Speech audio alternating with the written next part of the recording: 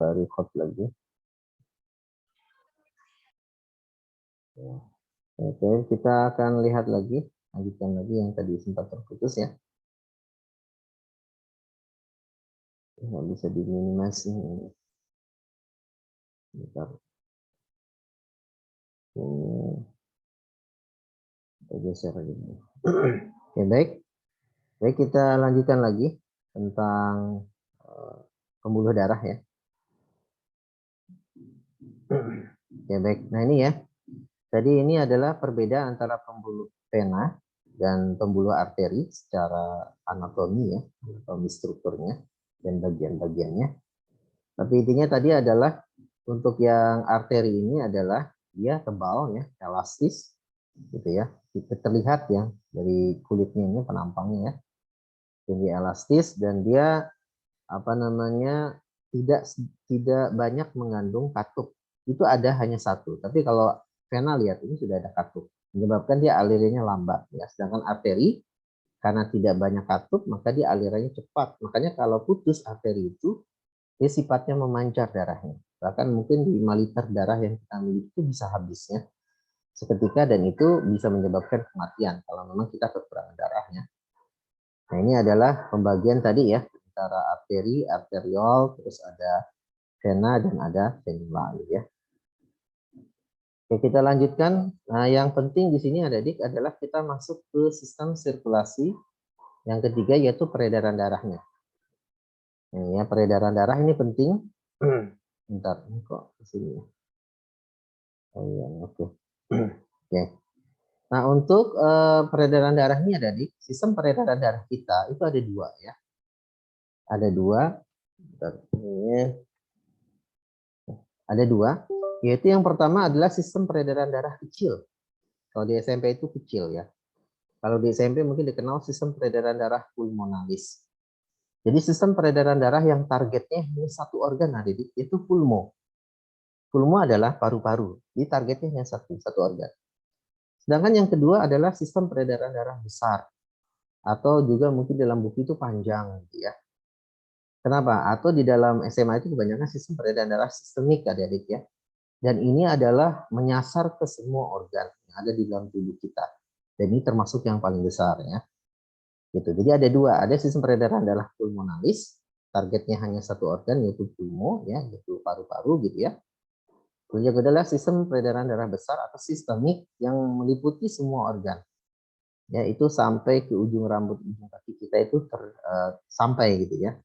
Makanya tekanan dari jantung ini berarti begitu kuat gitu ya, sehingga semua organ itu organ-organ kita sampai jaringan sampai sel itu terbagi gitu ya.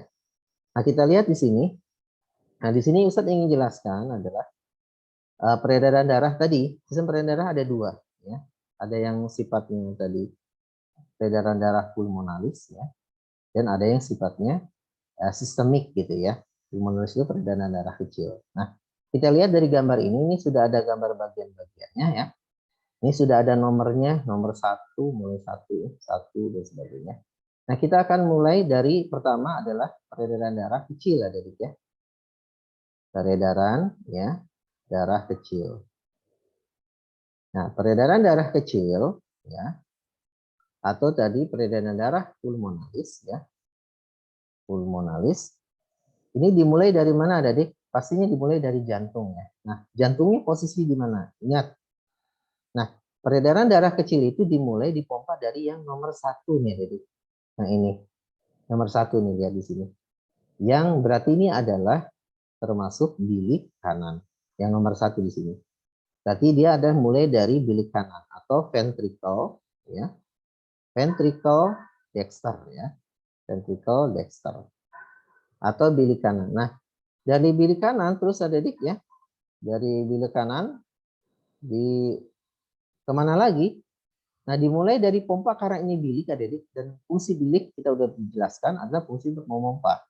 Jadi nomor 1 adik dipompa, lihat warnanya biru. Kenapa di sini warna biru adik? Menunjukkan bahwa di bagian ini katakan kemarin diserang di kanan atau atrium dexter dan di ventricle dexter itu kaya akan CO2. Jadi yang nomor 10 dan 1 ini adalah kaya akan CO2. Kenapa? Karena dia bawa darah dari seluruh tubuh dari vena masuk ke sini. Ini kaya akan CO2. Ya, jadi ini dari darah yang di sini kaya akan CO2 dari dipompa kemana? Menuju ke lihat. Tercapai sini masuk keluar ini. Nah, karena ini keluar adik, berarti ini kan pembuluh arteri ya. Karena tadi kita katakan bahwa pembuluh arteri ada pembuluh yang keluar jantung. Nah, pembuluh arteri yang keluar dari ini apa ada ventricle dexter ini menuju ke paru-paru adik, karena ini ada paru-paru itu ada kanan kiri, dia bercabang dua. Ini adalah namanya arteri pulmonalis. Nah, ini ada bacaan, ini arteri pulmonalis. Ini pun sama, arteri pulmonalis. Jadi arteri pulmonalis ini yang menuju khusus ke bagian paru-paru. Ya, targetnya hanya satu organ, paru-paru ada. Berarti dari ventricle dexter yang nomor 1 ini bergerak menuju ke arteri pulmonalis nomor 2. Ada percabangan kiri dan kanan. Berarti yang nomor 2. Berarti yang ventricle dexter itu kita kasih tulis nomor 1 ya, mulainya. Nah, yang kedua dari nomor 1 maka akan masuk ke arteri pulmonalis yang nomor 2. Berarti masuk ke arteri pulmonalis ya, pulmonalis. Gitu ya. Berarti ini adalah yang nomor 2. Nah, kenapa nomor 2-nya ada 2? Karena ini memang paru-paru itu ada kanan dan kiri percabangan. Nah, dari arteri pulmonalis ini ada yang nomor 2, dia akan masuk ke dalam paru-paru. Ya, di sini tentunya bertemu nanti dengan kapiler yang di paru-paru ya. Artinya di sini nanti dari arteri pulmonalis ini kan masuk ke dalam paru-paru. Ya. Paru-paru atau pulmo. Nah, jadi targetnya hanya satu ini adik ya, hanya pulmo saja. Jadi bagian yang kiri maupun yang bagian kanan. Nah, ketika terjadi di paru-paru adik, di kapiler paru-paru ini, maka tadi darah yang dari arteri pulmonalis itu memberikan oksigen ke paru-paru. Untuk di paru-paru di alveolus ini diikat gitu ya. Nah, diikat terus mohon maaf, bukan diikat ya. Jadi ini CO2 dan H2O yang dibawa oleh arteri pulmonalis itu dikeluarkan paru-paru untuk diekspirasi. Nah, sedangkan paru-paru ini ketika kita inspirasi masuk, oksigen itu justru diikat oleh si arteri di sini. Maaf, ini vena ya di sini. Ada vena. Jadi di sini nanti CO2 ya dan H2O ini dikeluarkan gitu ya, dibuang. Sedangkan nanti oksigen itu diambil ya di dalam paru-paru dan diikat oleh vena pulmonalis adik. Nah, jadi di sini dari paru-paru pulmo kemana lagi alirannya? Nah, ini ada pembuluh yang keluar dari ini paru-paru menuju ke yang nomor 5. Ini kan adalah serambi kiri atau atrium sinister gitu ya. Nah, karena ini pembuluh yang keluar dari paru-paru ini masuk ke dalam jantung, kita tahu pembuluh yang alirannya masuk ke dalam jantung disebut dengan adalah vena. Mohon maaf, vena ya. Jadi karena ini adalah pembuluh yang masuk ke dalam jantung, berarti ini adalah vena. Nah, vena yang keluar dari paru-paru menuju ke jantung bagian atrium sinister, yaitu bagian serambi kiri, itu disebut dengan vena pulmonalis. Berarti yang nomor 4 ini adalah vena pulmonalis. Vena pulmonalis. Gitu ya. Karena vena ini adalah pembuluh yang masuk ke dalam jantung. Jadi dilambangkan dengan kalau yang pulmo ini nomor 3 ya tadi ya. Gitu ya. Yang nomor 4-nya di sini adalah yang nomor 4 ya. Ini vena pulmonalis. Nah, lihat. Vena pulmonalis ini ada di warnanya merah. Berarti menunjukkan dia kaya akan oksigen. Kenapa? Nah, inilah satu-satunya vena yang kaya akan oksigen. Nah, begitupun tadi arteri yang keluar dari ventricle dexter di sini ya. Di sini masuk ke arteri pulmonalis, ini kaya akan CO2. Ini satu-satunya arteri yang kaya akan CO2.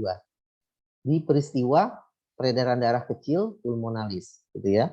Nah, dari vena pulmonalis ini yang yang nomor 4, maka darah itu ya, oksigen yang tadi diikat dari paru-paru yang dihirup dari paru-paru masuk alveolus diambil oleh vena pulmonalis, dibawa diberikan ke nomor 5 Dedik.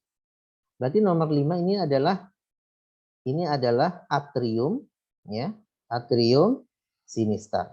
Sinister ya. Atrium sinister. Nah, di atrium sinister ini ada Adik ya.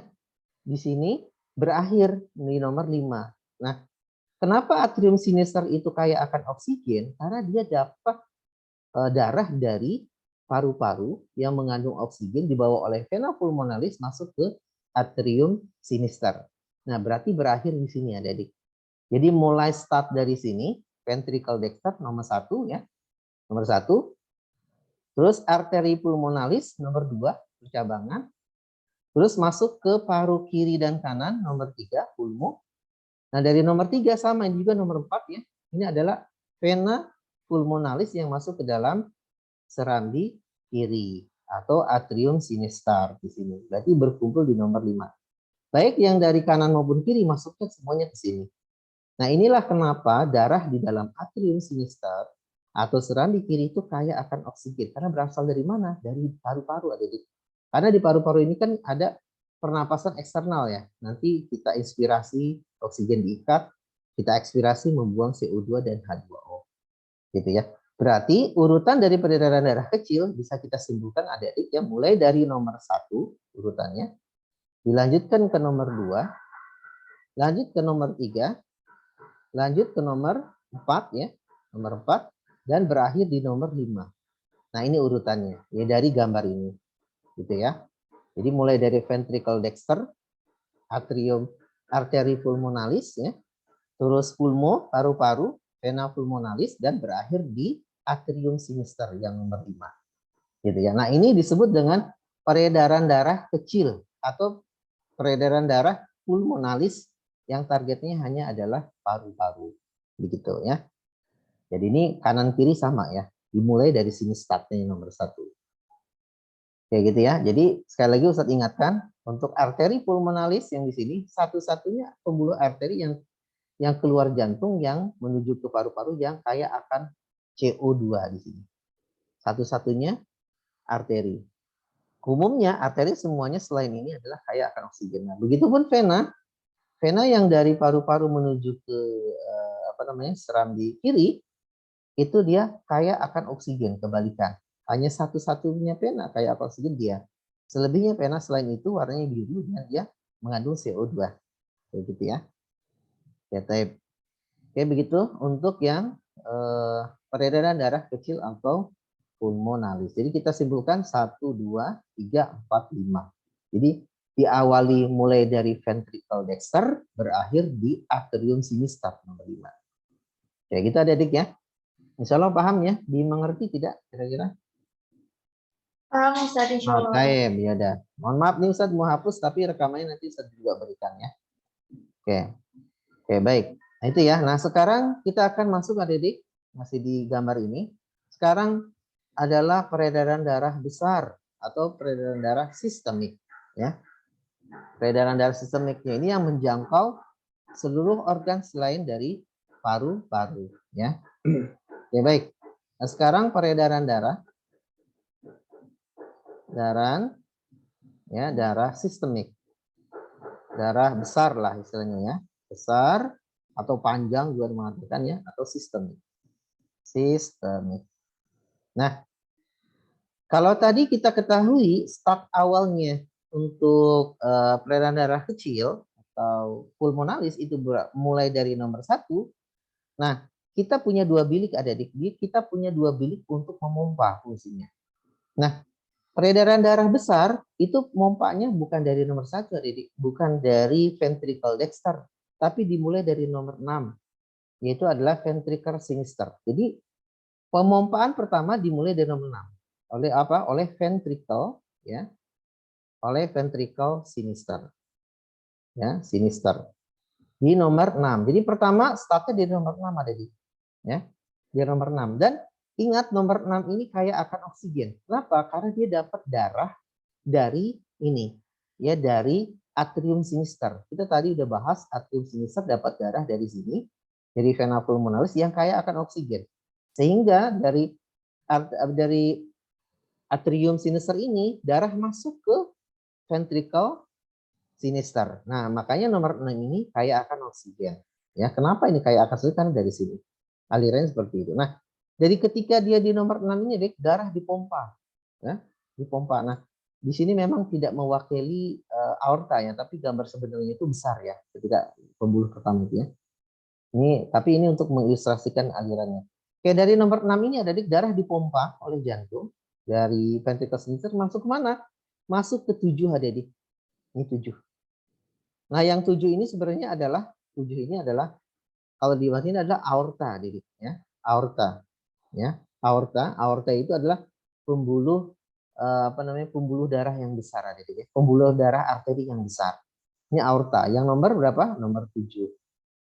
Nah, aortanya adik nanti bercabang adik 2. Bercabangnya 2. Kemana? Ada aorta nanti bercabang membentuk arteri yang bagian ke atas adik. Ya, bagian ke atas ini kebagian biasanya bagian atas jantung bagi bagian kepala adik. Jadi dia bercabang menjadi 2 ya. Ada yang bagian atas bagian kepala di sini, kepala, dada dan tangan ya. Di sini aortanya yang cabang di sini. Terus juga aorta yang bercabang arterinya ke bawah di sini ada gitu ya, ke bawah di sini ya. Menuju apa? Menuju arteri. Ya, menuju arteri. Nah, ini yang nomor ini arteri ya. Ini juga arteri ya. Nah, ini juga arteri ini sama nih ya. Arteri yang ke atas ya. Disebut dengan istilahnya arteri istilahnya apa ya? Superior sama anterior ya istilahnya. Pokoknya bagian atas ya arterinya. Ini juga arteri sama nih. Jadi dari aorta ini atau dari arteri yang besar ini bercabang jadi bagian kepala ke atas, kepala, dada dan tangan, dan ada yang bercabang ke bagian bawah, gitu ya, bagian sini masuk ya. Jadi dari ventricle sinister masuk ke aorta, sebenarnya harusnya ada nomor lagi ya arteri, tapi ini tidak ada nomor di sini. Jadi aorta masuk ke pembuluh arteri, ya, arterinya tadi, ya, ada yang bagian ke atas, bagian ke bawah. Itu di sini nggak dikasih nomor apa-apa. Arterinya bercabang 2 ya. Nah, terus yang ke bagian bawah adik-adik, ini juga ke seluruh bagian ya. Bagian apa? Organ-organ yang ada di perut dan bagian kaki. Jadi bagian perut dan kaki ini diilustrasikan ke sini. Gitu ya. Nah, selanjutnya, dari arteri ini adik-adik maka bertemu di nomor 8 adik-adik. Nah, nomor 8 ini adalah di sini. Nanti di sini kan ada arteriola ya. Terus di sini ada venula. Nah, di 8 ini adalah kapiler daerah perut ya. Jadi masuk ke di sini masuknya ke arteriola ya. Arteriola ya. Arteriolnya ada di mana? Di sini dan nanti di sini ada di kapiler. Kapiler. Nah, ini adalah nomor 8 ya, kapiler. Arteriola nanti masuk ke kapiler di sini. Nah, di kapiler ini terjadilah pertukaran nanti ini ya. Nanti di sini oksigen ya, oksigen nanti yang O2 dari sini diambil oleh jaringan, oleh sel. Nanti yang di sini hasil buangan CO2 ya dan H2O ini dibawa oleh venula. Ya, bagian vena yang kecil di sini. Jadi dan nomor 8 kapiler. Nah, dari nomor 8 ada di sini ada venula, darah di bawah yang mengandung CO2 dan H2O, oksigennya diambil di sini di jaringan oleh sel. Selanjutnya masuk ke vena, ini ada di nomor 9. Berarti masuk ke pembuluh vena. Ya.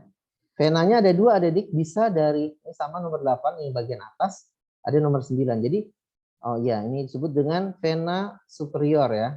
Di sini yang vena bagian bawah anterior ini. Ini vena nomor 9 sama vena. Ada yang dari bagian bawah, ada yang bagian atas. Nomor 9 masuk ke mana? Masuk ke nomor 10 adik. Masuk ke nomor 10. Apa 10 ini? Ini vena ini nomor 9 ya. Nomor 9. Dia masuk ke yang nomor 10. 10 adalah atrium ya. Atrium dexter. Atrium dexter ya. Ini kita habis nih. Atrium dexter di sini ya. Oke, atrium dexter di sini.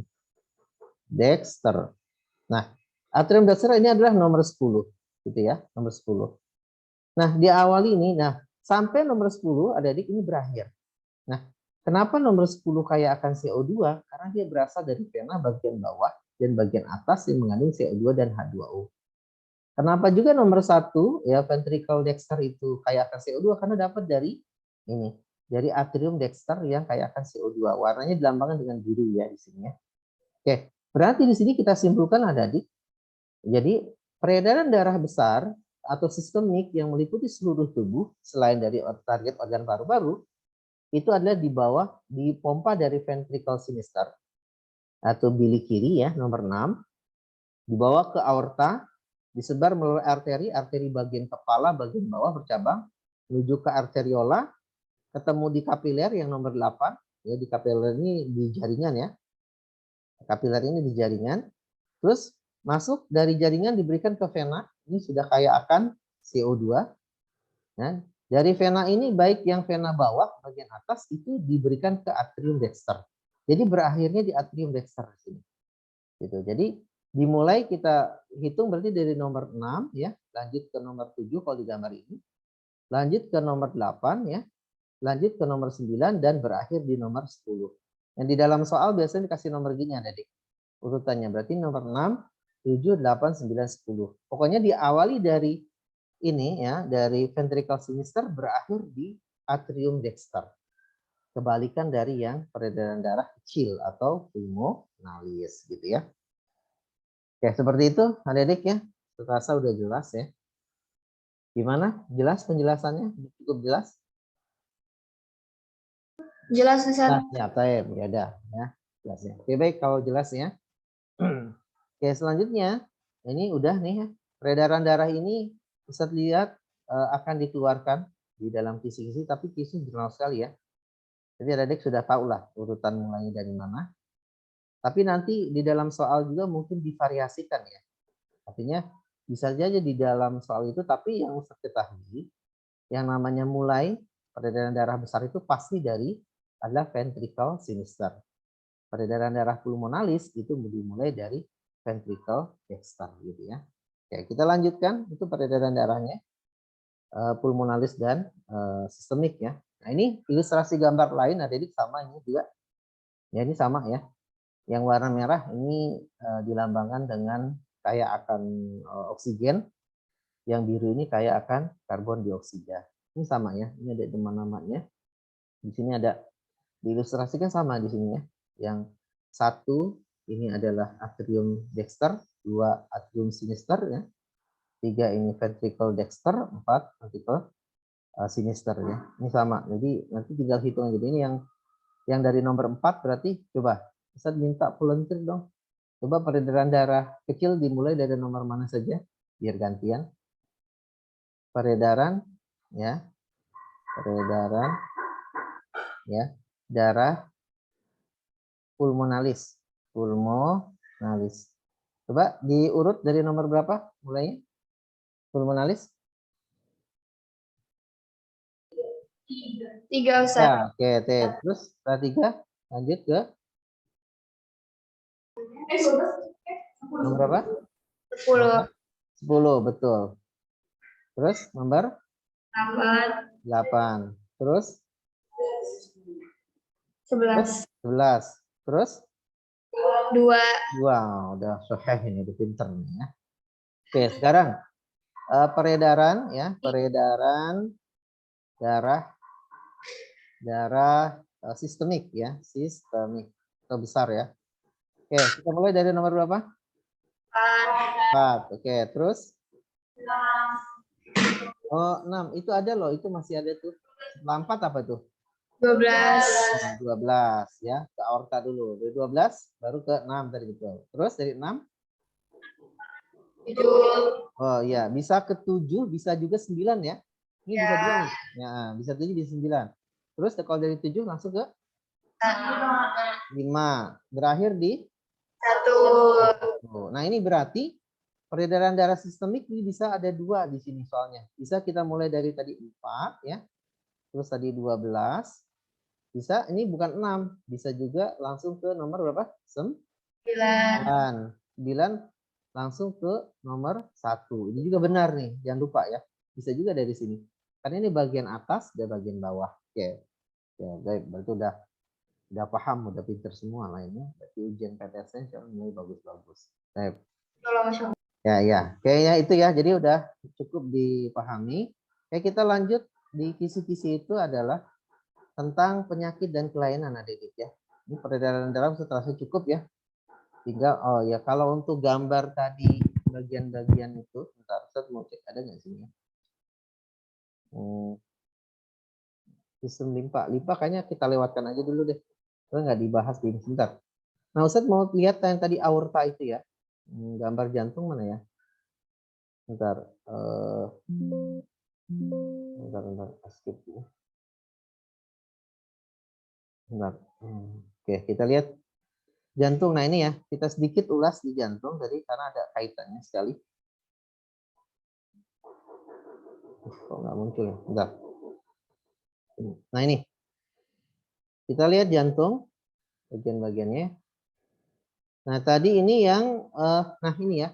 Nah, yang warna biru, yang warna biru ini yang langsung, yang dari bawah, ya, dan bagian atas, itu yang disebut vena cava ini. Jadi vena yang besar. Sedangkan yang besar ini yang setelah dari ventricle sinister, ini masuk ada yang arteri besar dulu lihat.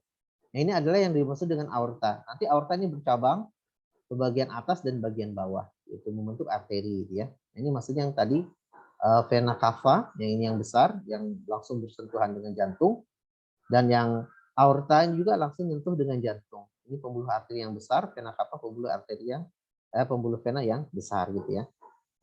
Yaitu bentar. Oke, baik.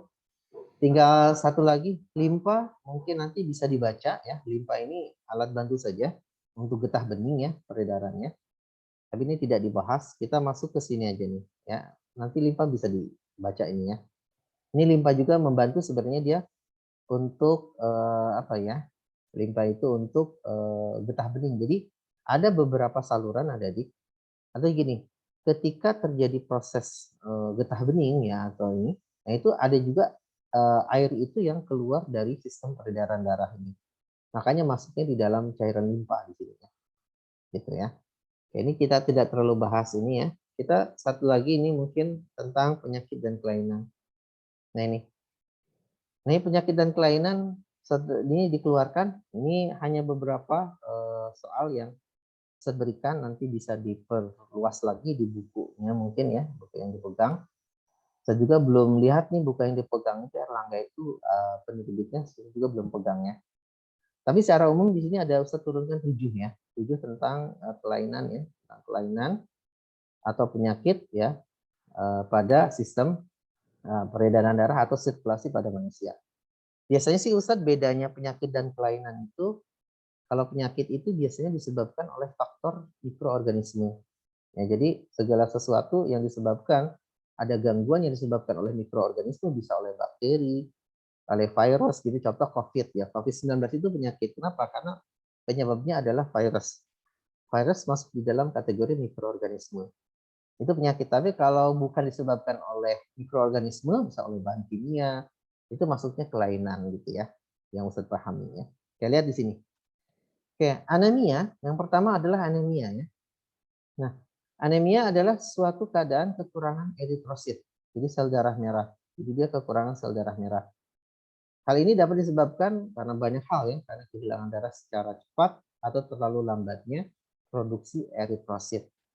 Jadi ini adalah kekurangan ya. Jadi jumlah normal sekian juta, misalnya normal yang sel darah merah gitu ya, ternyata kita kurang, ini juga berbahaya. Ini disebut dengan anemia. Penyebabnya banyak nanti ya.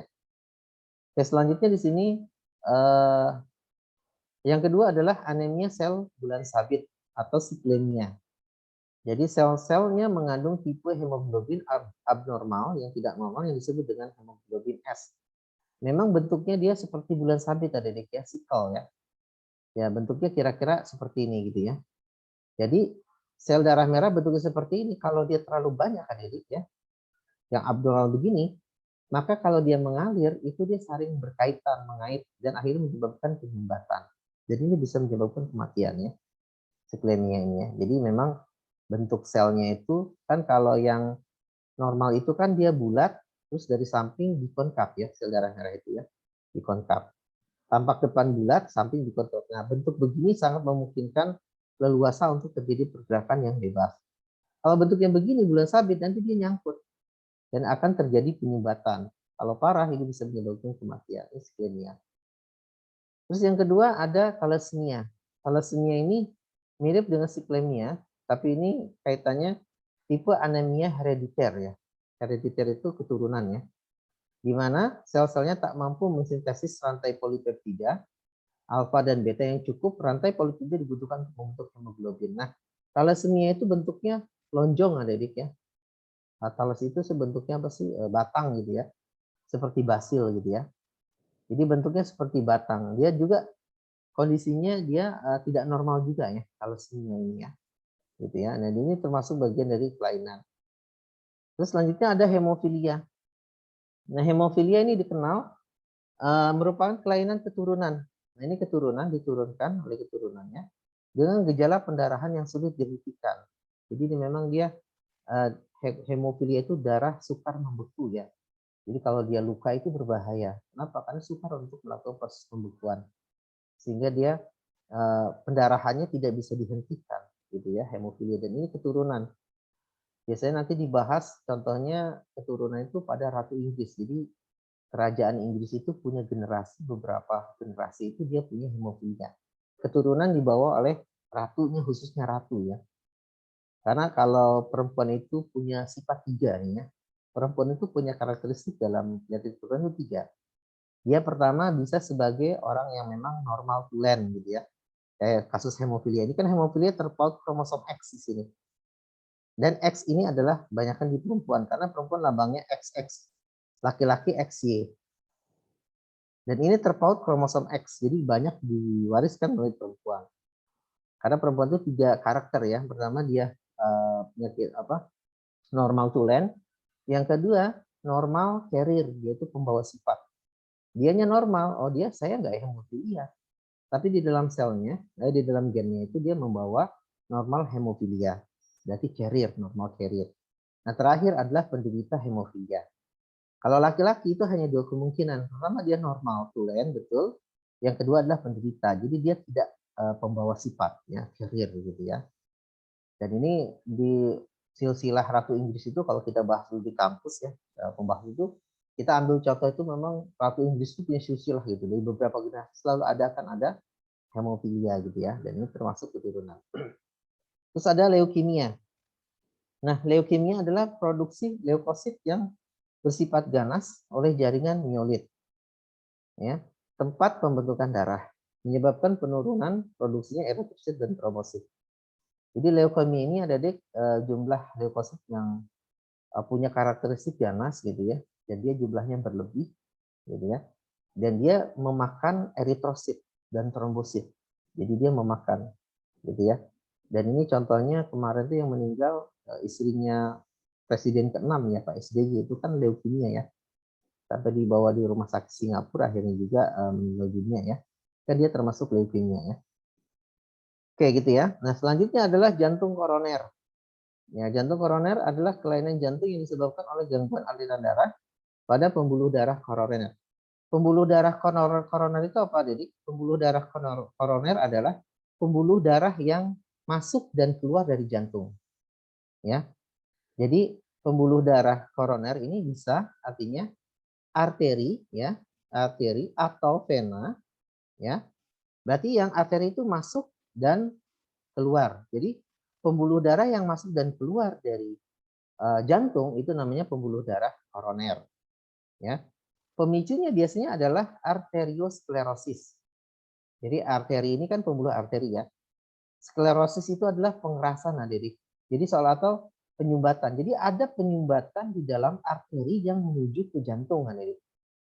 Penyumbatannya namanya sklerosis. Arteriosklerosis, arteri kan dari arteri ya sklerosis. Nah, arteriosklerosis ini juga penyakit juga. Dia adalah pengerasan pembuluh nadi akibat pengendapan lemak adik. Jadi lemak itu banyak mengendap, khususnya kolesterol ya. Ya, biasanya kan kalau kolesterol juga menyebabkan bisa serangan jantung. Serangan jantung itu tiba-tiba orang meninggal ya. Tiba-tiba jantungnya itu berhenti untuk berdetak. Artinya di aliran oksigennya itu nggak sampai artinya sampai jantung.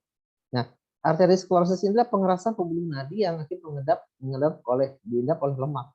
Nah, kalau lemak ini mengendap di arteri yang menuju jantung, ini vital ya.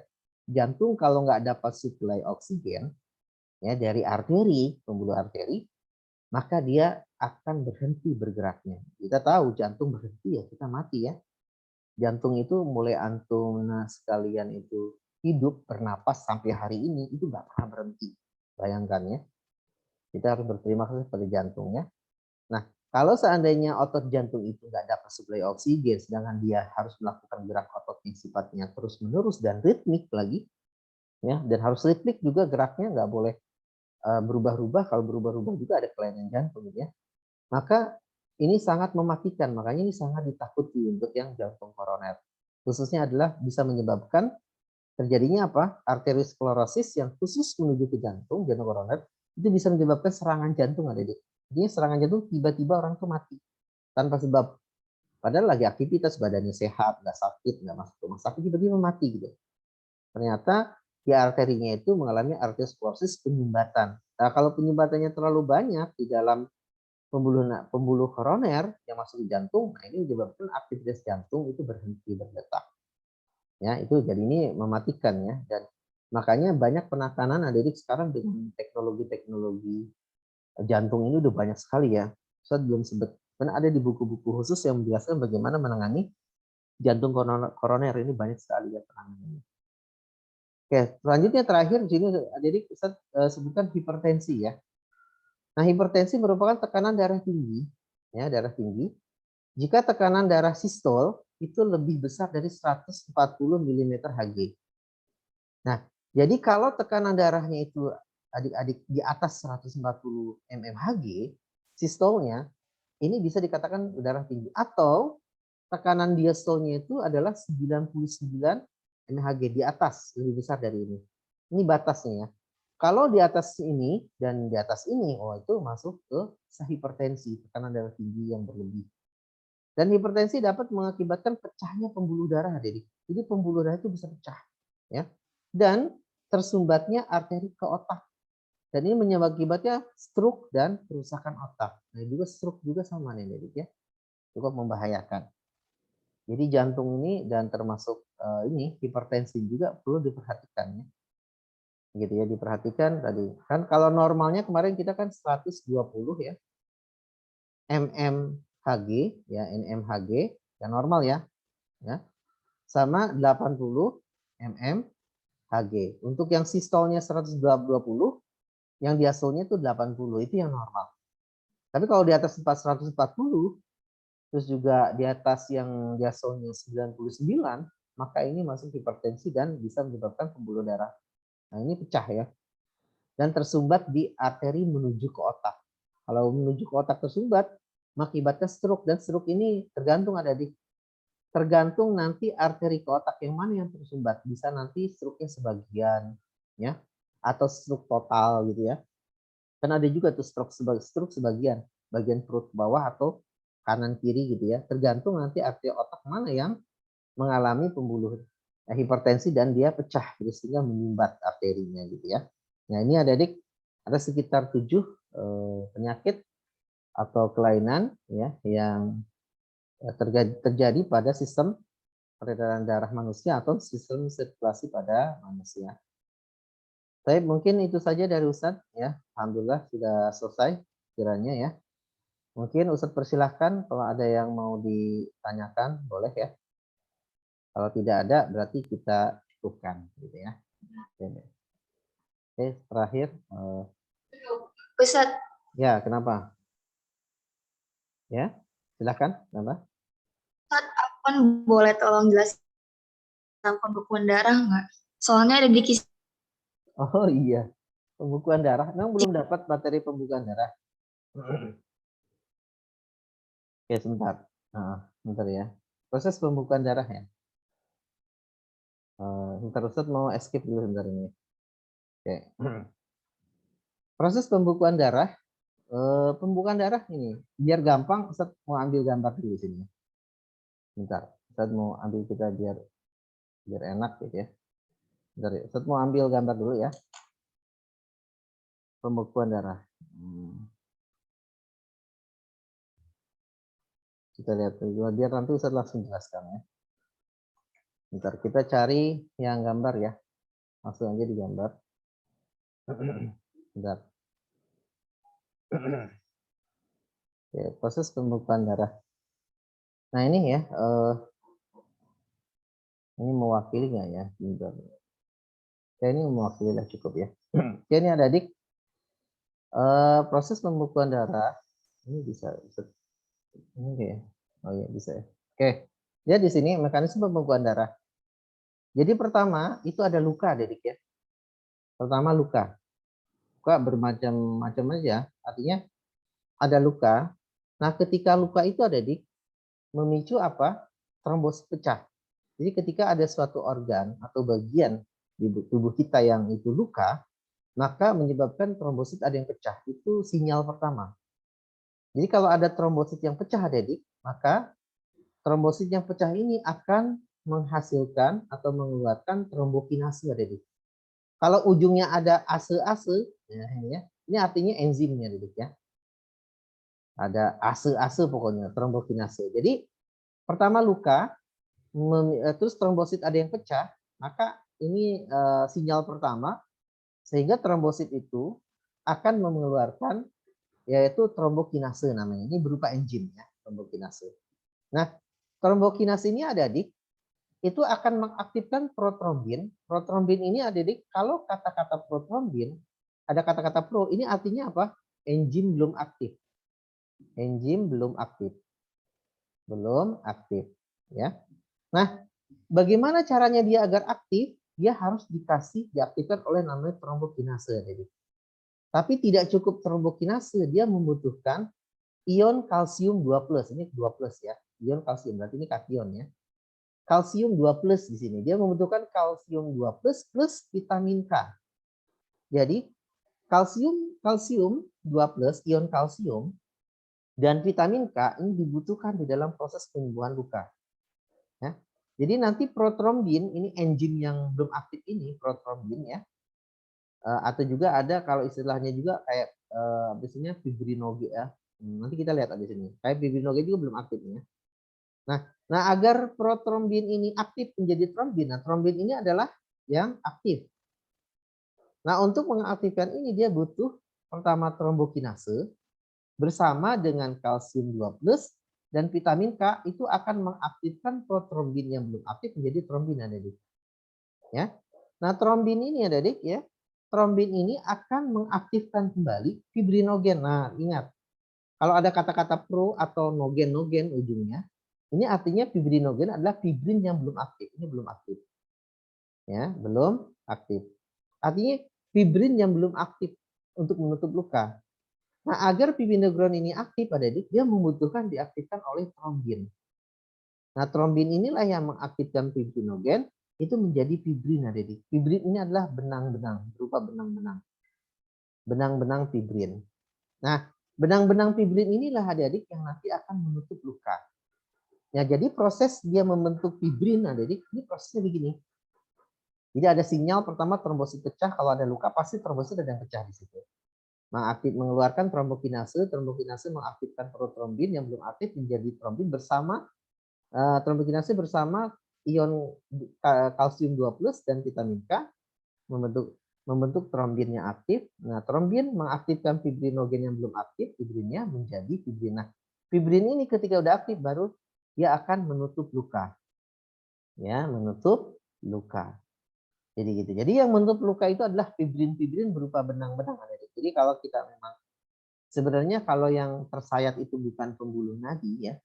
Misalnya kayak jari kita misalnya tersayat pisau sedikit. Biarin aja gitu ya. Lama-lama coba kalau dibiarkan, netes, lama-lama itu berhenti ada. Kenapa berhenti? Karena di situ ada proses mekanisme pembukaan darah secara alami di dalam sistem peredaran darah kita. Biarin aja nanti juga nutup. Cuman kalau kita tutup itu untuk memperhambat aja ya. Tapi kalau arteri yang putus ya jangan coba-coba dibiarkan ya. Makanya kalau pembuluh arteri putus itu pertolongan pertamanya di bagian tersebut harus diikat adik ya. Diikat sekuat mungkin untuk menekan aliran darah yang keluar. Tapi kalau cuma sobek sedikit gitu ya dan itu di pembuluh arteria vena, paling netes itu biarin aja nanti juga berhenti tetesannya. Kenapa? Karena ada mekanisme pembekuan darah adik. Ada mekanisme pembekuan darah. Kalau nggak ada mekanisme pembekuan darah adik, itu darah itu netes terus keluar. ya akan keluar terus gitu ya, walaupun netes gitu terus gitu ya, keluar seperti keran kalau udah netes terus aja netes, nggak pernah berhenti gitu ya. Tapi karena kita ada mekanisme pembekuan darah, dia akan terhenti gitu ya, ada mekanisme ini ya. Tapi begitu ya, tadi siapa yang nanya, sudah terjawab belum pertanyaannya? Sudah terjawab belum? Udah, Ustaz. Oh sudah, baik gitu ya. Oke baik. Oke, sebentar Ustadz mau tutup juga deh ininya. Bentar. Ada lagi yang mau ditanyakan? Silahkan. Kalau ada yang mau bertanya. Ada yang mau ditanyakan?